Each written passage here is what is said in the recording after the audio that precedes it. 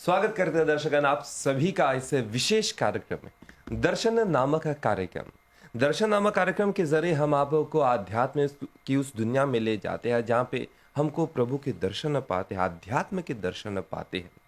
आज के आधुनिक युग में एक बहुत ही गंभीर प्रश्न उठ रहा है। जीवन में कोई भी गलती होती है, कोई अच्छा नहीं हो रहा है तो हम सोचते हैं, हम पूछते हैं कि दोष किसका होता है।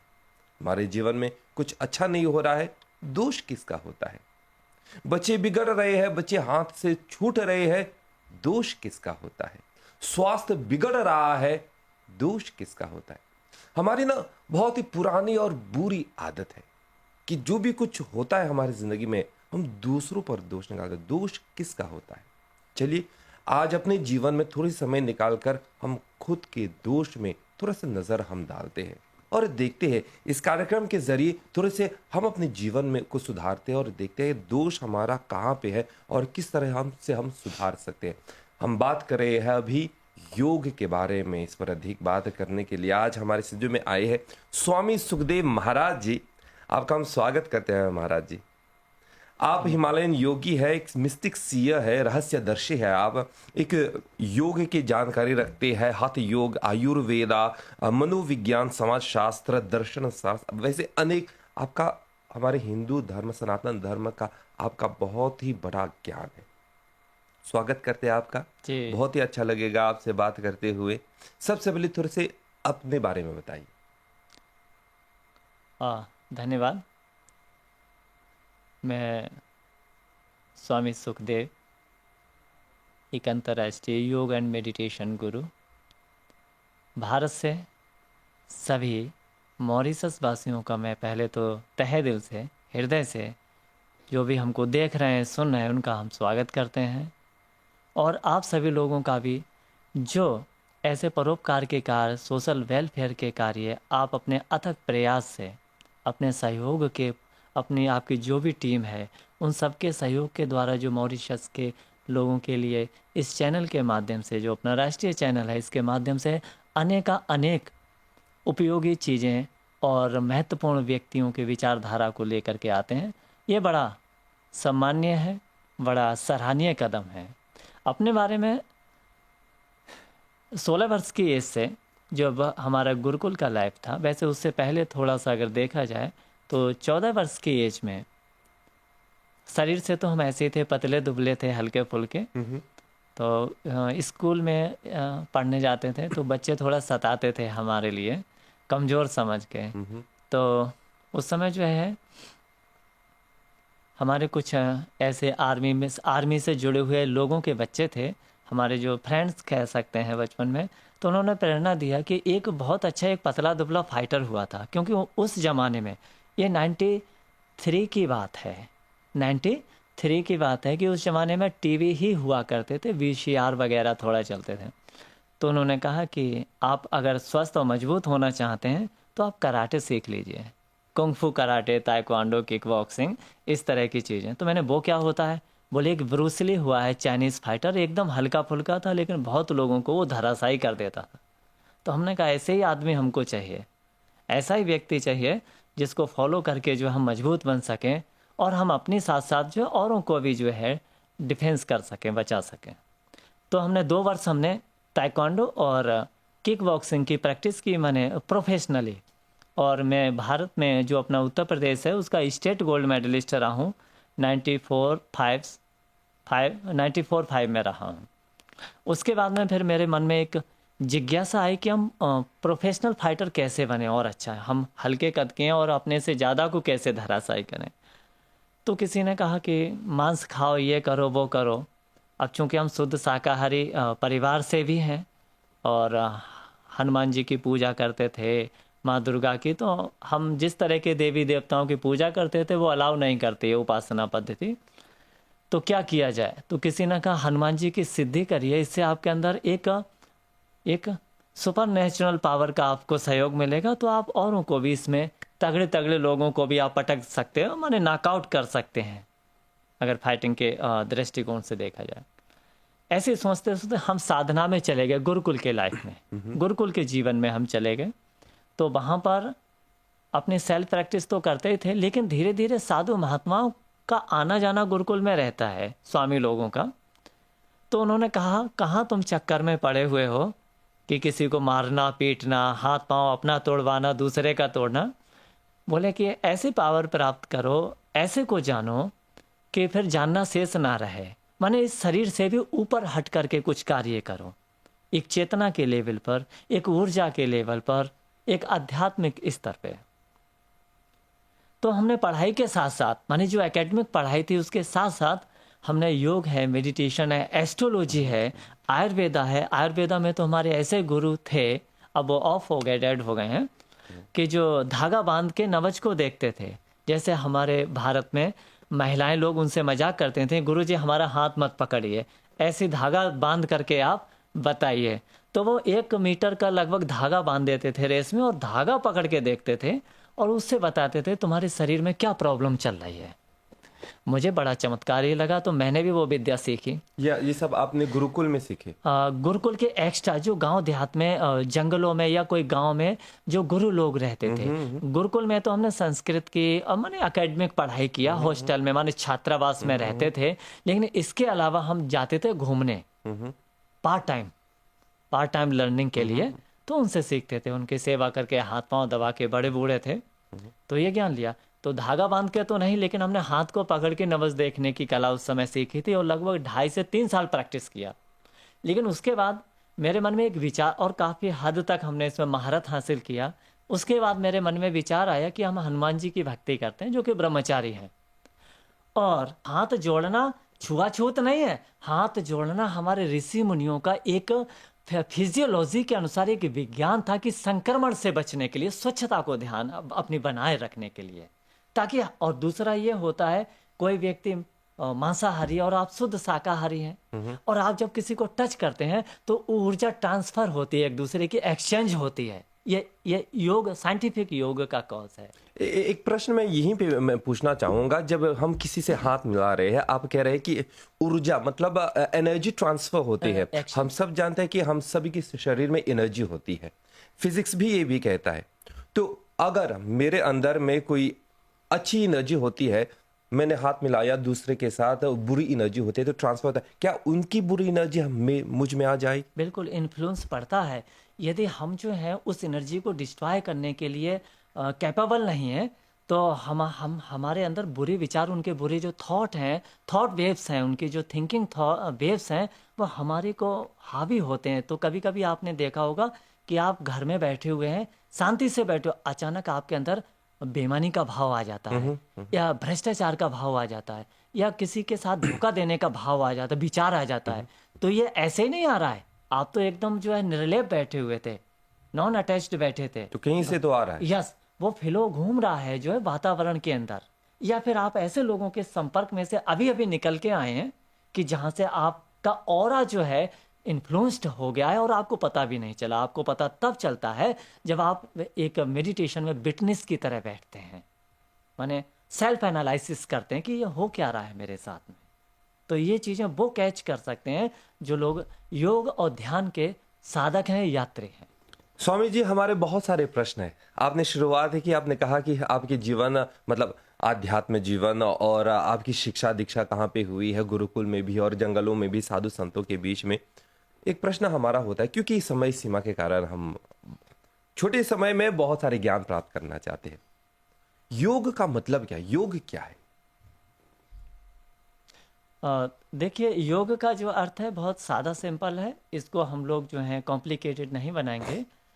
जो आजकल ट्रेंड चल रहा है, वैसे तो योग को योगा बना दिया है। Hello, physical exercises. Physical exercise है। योग का अर्थ जो है शरीर की तोड़ मोड़ नहीं है, शरीर को मोड़ना नहीं है, अपितु मन को अंदर की ओर मोड़ना है। Through the practice of meditation we can easily make our mind better, healthy and peaceful. हम लोग जो है ध्यान अभ्यास के द्वारा, योगिक प्रोसेस के द्वारा बड़ी आसानी से अपने मन को शांत और एकाग्र कर सकते हैं और स्वस्थ भी बना सकते हैं। लेकिन जो ये योग नहीं, ये योग के आसन है, योगा पोस्चर है। तो योग का अर्थ होता है योगश्चित्त वृत्ति निरोधा, जो योग का सबसे आर्ष ग्रंथ, जिसको वैदिक ग्रंथ शास्त्र भी कहते हैं, 6 शास्त्रों में एक शास्त्र है अष्टांग योग पतंजलि जी का, जिसका पहला सूत्र है अथ योगा अनुशासनम। हेलो, अब मैं आपको कुछ फिलोसफिकल चीजें बताऊंगा, आपको थोड़ा हटके भी लग सकता है और बड़ा यूजफुल है। पहला सूत्र है उसमें समाधिपाद का, 4 अध्याय है उसमें, लेशन है, तो उसमें पहला सूत्र है अथ योगा अनुशासनम। योग जो है वो अनुशासन का विषय है। ये नहीं कि आप कुछ भी खा रहे, चटोरापन है, इधर तो हाथ पांव उछल कूद किया और फिर वहां जाकर के चाउमीन खूब खा रहे, बर्गर खा रहे, पिज्जा खा रहे, डिस्को पार्टी में खूब एंजॉय कर रहे हो। ये तुमने एक्सरसाइज बना दिया है करने वालों ने। ये योग का बिल्कुल भी अर्थ नहीं हो सकता है। आप योग का इस्तेमाल स्वस्थ रहने के लिए कर रहे हैं, लेकिन गीता कहती है कि युक्त आहार विहारस युक्त चेष्टस्य कर्मसु। अगर आपका आहार अर्थात जो भी चीजें आप ग्रहण करते हैं, आप ऐसी चीजें खाते हैं जिससे कि आपकी प्राण ऊर्जा, आपका भावनात्मक स्तर डिसबैलेंस होता है, तो निश्चित रूप से योग का अभ्यास से जो लाभ मिलना चाहिए वो आपको नहीं मिल पाएगा। तो अनुशासन का विषय है। और दूसरा सूत्र कहता है जब आप अनुशासन कहाँ रहना है, अपनी आंखों को रखना है। अगर हमारी आंखें किसी, अब देखना इसमें मैं पूरी बॉडी के ऊपर आ जाएगा, मन के ऊपर आ जाएगा, पूरा साइकोलॉजी भी आ जाएगा। योग साइकोलॉजी और प्राण विज्ञान के ऊपर आधारित है। मनोविज्ञान, मन को नियंत्रित करना और प्राण को नियंत्रित करना। तो अनुशासन में किसे रखना है? अनुशासन को अपनी इंद्रियों को रखना है, आंखों को रखना है। हमारी आंख अशुद्ध हो रही है, हम जो टेकिंग कर रहे हैं बाई अपनी आइज के द्वारा, उससे हमारा वो अंतर मन में चला जाएगा, मन डिस्टर्ब हो जाएगा, हमारी जो मनो ऊर्जा है वो असंतुलित हो जाएगी। और असंतुलित होने के बाद में आपको योग अभ्यास की जरूरत है, चित्त वृत्ति निरोधा, जो complete thoughtlessness state of the mind, it is the true meaning of yoga. क्या हम ये कह सकते हैं कि आजकल की दुनिया में जो हम दुखी है, सभी लोग दुखी है, परेशान है, तनावग्रस्त है, स्ट्रेस जिसको कहते हैं, ये सब इंद्रियों के पीछे हम भाग रहे हैं का यही कारण है? क्योंकि हमने कुछ सुंदर देख लिया, उसके पीछे भागने लगे, कुछ प्राप्त करने के लिए करना चाहते हैं तो उसके पीछे भागने लगे, पैसे के पीछे भागने लगे, प्रशंसा प्रतिष्ठा सक्सेस के पीछे भागने लगे, उसके पीछे हम अपनी सेहत को नकार रहे हैं, पीछे रख रहे हैं। इसके पीछे कारण है हमारे पास में प्रॉपर नॉलेज का अभाव है। अच्छा, हमारे पास ऐसे माता पिता का, गार्जियंस का अभाव है जो हमारे लिए गीता से जोड़ने की बात नहीं करते हैं, जो हमारे लिए रामायण से जोड़ने की बात नहीं करते हैं। जब हमारे पास में धर्म शिक्षा का अभाव होगा, योग शिक्षा का अभाव होगा, तो फिर हमारा चिंतन बिगड़ जाएगा। फिर हमें कोई भी बहका देगा, कोई भी हमें अपना शिकार बना लेगा, कोई भी शिकार माने हम प्रतिष्ठा के पीछे भी, तो वो हमारे लिए नचाने का काम कर रहा है। योग क्या धर्म का एक हिस्सा है या फिर योग जीवन की एक शैली है? यह दोनों ही है। योग जो है, अभी जैसा कि मैंने बताया कि जो कंप्लीट थॉटनेस है, माने कि जिस समय में ध्यान में होते हैं तो निर्विचार अवस्था उत्पन्न हो जाती है। ये गहरे ध्यान की बातें, ये छोटे बच्चों का खेल नहीं है, इसको लंबे अभ्यास की ज़रूरत है। जब आप कई घंटे एक आसन पे बैठ करके मेडिटेशन करते हैं तो धीरे धीरे क्या होता है, जो आपकी जो मनो ऊर्जा है, विचार तरंगे हैं, वो डिजॉल्व होने लगती हैं। और जब डिजॉल्व होने लगती हैं तो आपका जो कनेक्शन है यूनिवर्सल एनर्जी से होने लगता है। सुप्रीम बीइंग कहेंगे इसके लिए, सुपर नेचुरल जो पावर है उससे आप कनेक्ट होने लगते हैं। और जब आप कनेक्ट होने लगते हैं और जब कंप्लीटली हो जाते हैं, जिसको हमारे महात्मा बुद्ध जी ने शून्य अवस्था कहा है, अपोदीपो भव कहा है कि स्वयं ही अपने को जानना, उसमें जो है जो जल्यमान हो जाना।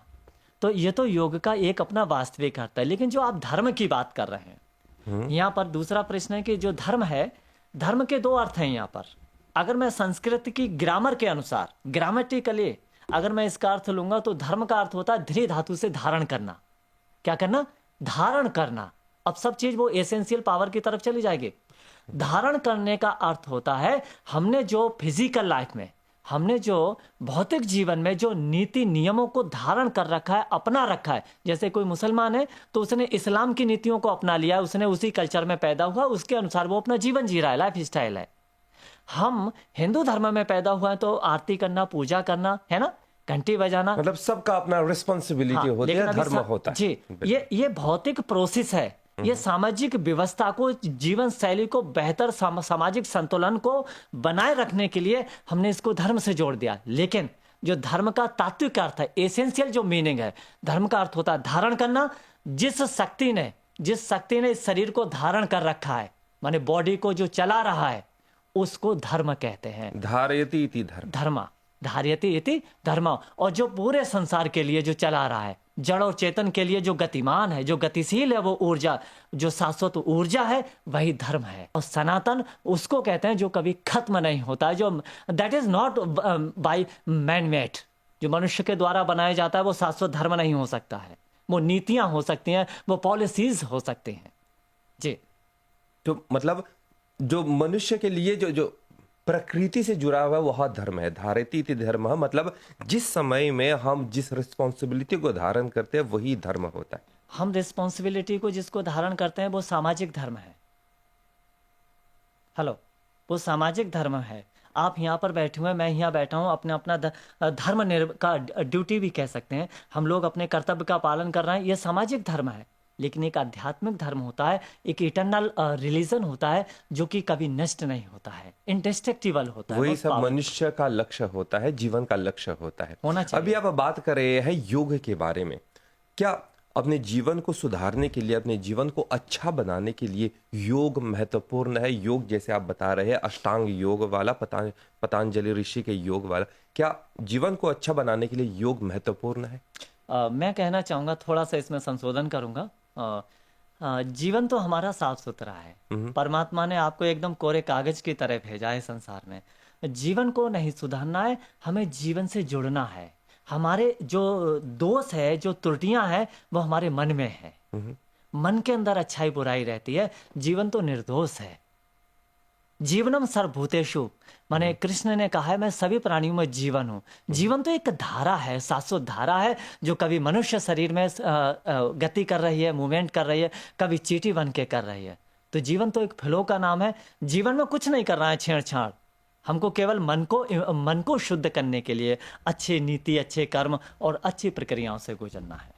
अभी आपने बात करते समय गौतम बुद्ध का वर्णन किया है। गौतम बुद्ध मतलब बुद्धा जिसको हम कहते हैं, शून्य अवस्था के बारे में अब आपने बात की। तो योग मार्ग को हमने अपना लिया, तो काफी लंबा रास्ता होता है।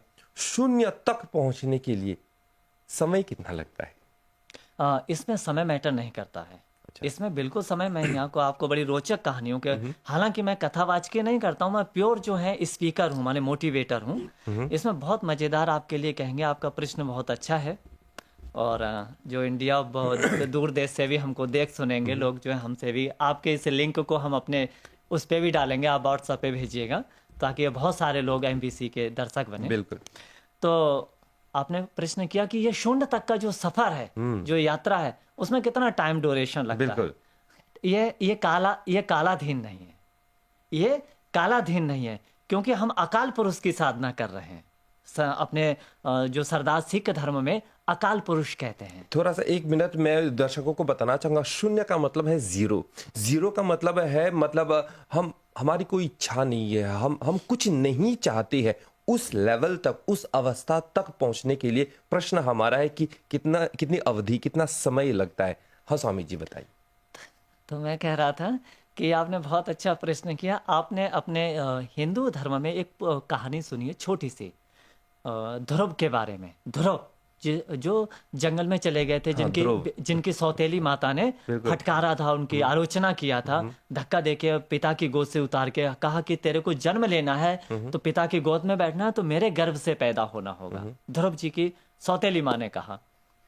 तो फिर वो बड़े लज्जित हुए और अपनी माँ से रोने लगे, गिड़गिड़ाने लगे। तो उन्होंने कहा क्या करें? तो उन्होंने कहा भगवान का भजन करो, परमात्मा की साधना करो, उपासना करो।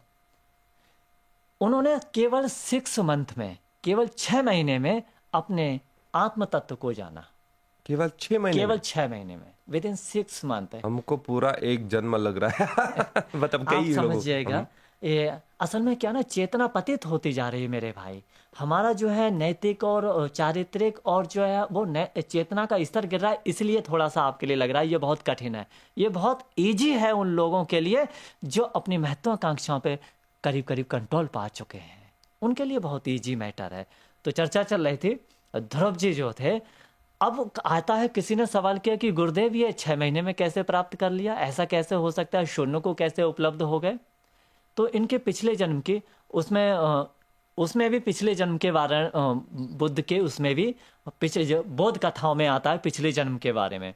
तो ऐसे जो ध्रुव जी थे पिछले जन्म में पता है क्या थे, वो थे एक ऋषि थे, बहुत बड़े ऋषि थे और उनका देह छूटने वाला था, माने साल 6 महीने में।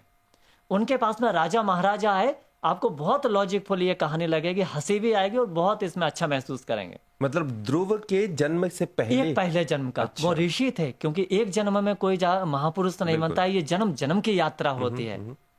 तो फिर हुआ क्या, फिर उन्होंने जो है पिछले जन्म में साधना तप करते थे, लेकिन उनकी साधना पूरी होने में 6 माह रह गए, 6 मंथ बच गए।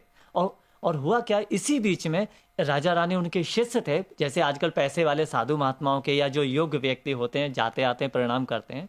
तो वो जब आ रहे थे उनको प्रणाम किया, तो जब वो जाने लगे रथ में बैठ करके पति पत्नी राजा रानी, तो उनके मन में एक ख्याल आया, एक विचार आया कि अगर मैं राजा होता तो मैं भी रानी के साथ घूमता और इंजॉय करता, इधर उधर पिकनिक मनाता। उसके थोड़े दिनों के बाद उनके प्राण निकल गए, क्योंकि थोड़ा समय ही बचा था उनके जीवन की अवधि का। उसके बाद चूंकि उनकी जो चित्त वृत्ति थी, जो उनका मन का भाव, तो वो अटक गया राजा रानी बनने में, उनके साथ एंजॉय करने के लिए। तब फिर जाकर के उनको नेक्स्ट जन्म मिला और फिर वो ध्रुव के रूप में पैदा हुए। उनकी 6 महीने की साधना रह गई थी करीब करीब, वो उन्होंने अचीव किया ध्रुव वाले जन्म में। तो इसको अच्छा, दूसरे हमारे महात्मा बुद्ध हुए हैं, महात्मा बुद्ध ने 6 साल में प्राप्त किया, ध्रुव ने 6 महीने में प्राप्त किया, महात्मा बुद्ध ने 6 साल में प्राप्त किया, और 12 साल में महावीर स्वामी ने उपलब्ध हुए निर्वाण के लिए, शून्य के लिए। तो इसका जो है समय से कोई लेना देना नहीं है। जितना हम संस्कारी हैं, जितना हम समर्पित हैं, डेडिकेटेड है अपने आप के लिए, अगर हम लगातार दूसरों के आकर्षण में, प्रभाव में जी रहे हैं, और मैं सच बता रहा हूं, मेरी जो यात्रा है यहाँ पर मॉरिशस में आने की, वो मैं आप सब लोगों के लिए जो भी छोटा मोटा जानकारी है हमारे पास, वो सब आपको लाभान्वित कराने के लिए, हम यहाँ के जो भाई हैं श्रोता, उन लोगों के लिए। बाकी मेरा कोई ऐसा उद्देश्य नहीं है, कोई मैं किसी महत्वाकांक्षा को लेकर के इधर नहीं आने का हुआ। एक प्रश्न मैं, क्योंकि हम शून्यता के बारे में बात कर रहे हैं, अनुमति हो तो मैं आपसे एक प्रश्न पूछ लूं। आपको शून्यता प्राप्त हो गई? जी। आपको शून्यता जी समाधि तक, हाँ, उस स्तर तक प्राप्त हो गई? क्या आप इस बारे में अभी तक आपने कुछ यात्रा की है तय? अगर की है तो आप उसके लिए जो है अनुभव करने की, मेरे से मिल करके, मेरे से जुड़ के, मेरे से बात करके, यदि आप जो है कुछ पॉजिटिव, कुछ इनर्जेटिक महसूस कर रहे हैं आध्यात्मिक स्तर पे, तो वो आपके निजी एक्सपीरियंस है, वो आप अपने रख सकते हैं अपने पास में जो है। मैं नहीं कहूंगा कि मैंने पूर्णता प्राप्त कर ली, मैं पूर्ण से बाहर भी हूँ, पूर्ण के अंदर भी हूँ। क्या बात है। हेलो, सर्वम खलविदम ब्रह्म एक उपनिषद का वाक्य है कि उससे कोई बाहर नहीं है। अगर बाहर है तो मेरी महत्वाकांक्षाओं के कारण मैं बाहर हो जाता हूँ, बाकी मैं तो शून्य ही हूँ। यहाँ पे समय के अभाव के कारण हम कार्यक्रम के अंत तक तो पहुंच गए हैं, बात करते करते 20 मिनट के ऊपर हो गई है। लेकिन जाने से पहले एक आखिरी प्रश्न स्वामी जी आपसे, बहुत ही संक्षिप्त रूप में आप हमें बताइए। आजकल हम आधुनिक जीवन में जी रहे हैं, जहाँ पे हम देख रहे हैं प्रोग्रेस, विकास चल रहा है बहुत ही अच्छी तरह से, बहुत सुंदर बात है, अच्छी बात है। लेकिन एक तरह से तो हम देख रहे हैं कि हमारी प्रकृति पीछे छूटती जा रही है। तो मेरा यह प्रश्न है कि मनुष्य और प्रकृति, क्योंकि आप आयुर्वेद के क्षेत्र से जुड़े हुए, मनुष्य और प्रकृति के बीच में संबंध क्या है संक्षिप्त रूप में? मनुष्य और प्रकृति के बीच में संबंध क्या है? देखिए, जो मन है, जो चिंतनशील मननशील प्राणी है, उसको मनुष्य कहते हैं। सबसे पहले तो हमको ये क्लियर करना है, क्योंकि हम मन के पीछे भागते इसलिए मनुष्य। हाँ, मनुष्य, हम अपनी महत्वाकांक्षाओं को फॉलो करते रहते हैं, उनको फुलफिल करने के लिए वो करते हैं, तो मनुष्य हैं इसलिए। अब प्रकृति से हमारा क्या संबंध है? आप ये कहो कि प्रकृति से क्या नहीं संबंध है। Everything is related to the nature, nothing is left to the nature. प्रकृति से अलग कुछ है ही नहीं, प्रकृति से बाहर कुछ नहीं है, प्रकृति से बाहर कुछ है नहीं, पूरा यूनिवर्स प्रकृति में ही है। तो स्वामी जी, बात करते करते हम कार्यक्रम के अंत तक तो पहुंच गया। हम हमारे साथ है स्वामी सुखदेव महाराज जी। आप हिमालयन योगी है, मिस्टिक सी है, मतलब रहस्यदर्शी है, और आपकी बातों से बहुत ही ज्ञान प्राप्त हुआ है। हम अपने जीवन को मतलब थोड़े हद तक अपने जीवन को हम सुधार सकते हैं, सही राह पर ले जा सकते हैं। आप आए हैं हमारे कार्यक्रम में, इसके लिए बहुत बहुत धन्यवाद। नमस्कार स्वामी जी, प्रणाम सभी के लिए। तो प्यारे दर्शकगण, जैसे आपने सुना और आपने देखा, बस इन सभी बातों में से एक छोटी सी बात आप लोगों के सामने रखना चाहूंगा। योग का मतलब फिजिकल एक्सरसाइज नहीं है, योग का मतलब है जुड़ना। युज धातु से उत्पन्न हुआ है, मतलब हम अपने आप को उस परमात्मा के साथ किस तरह से जोड़ सकते हैं। भगवान ने अनेक मार्ग दिखाए हैं, शास्त्रों ने हमको अनेक रास्ते दिखाए हैं। बस आपको पिकअप करना है, आपको चूज करना है, आपको मतलब चुनाव करना है कि आप किस मार्ग को लें और अपने जीवन का उद्धार कर ले। अगले कार्यक्रम तक हमारी जरूर प्रतीक्षा कीजिए। तब तक हमारी ओर से नमस्ते।